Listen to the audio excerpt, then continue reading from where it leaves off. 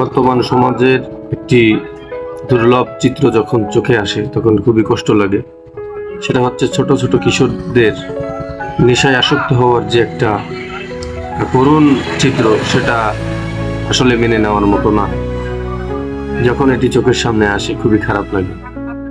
এই ছোট ছোট অবস্থায় আনন্দ করতে গিয়ে অভ্যাসে পরিণত হচ্ছে নেশায়। কেউ গাঁজায় আসক্ত হচ্ছে, শুরু হচ্ছে বিড়ি সিগারেট দিয়ে।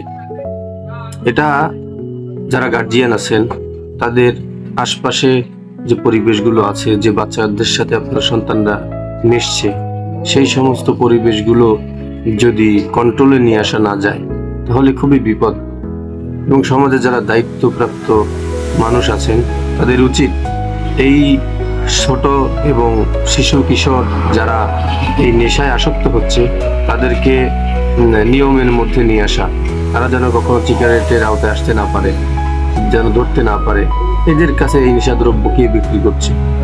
সমাজের যে ছোট কিশোরদের যে অবস্থা, তাতে তাদের মান্যগণ্য বা তাদের ভিতরে কোনো আদব আখলাক তো নেই, বরং মনে হচ্ছে এভাবে যদি চলতে থাকে ভবিষ্যতে এরা চাঁদাবাজ সন্ত্রাসে পরিণত হওয়ার সম্ভাবনা আছে। এজন্য সকলে নিজের সন্তানের প্রতি সুদৃষ্টি রাখেন, খোঁজ খবর নেন, যাতে করে আপনার সন্তানটাও এ ধরনের বিপদগ্রস্ত হয়ে না পড়ে। ধন্যবাদ। আসসালামু আলাইকুম।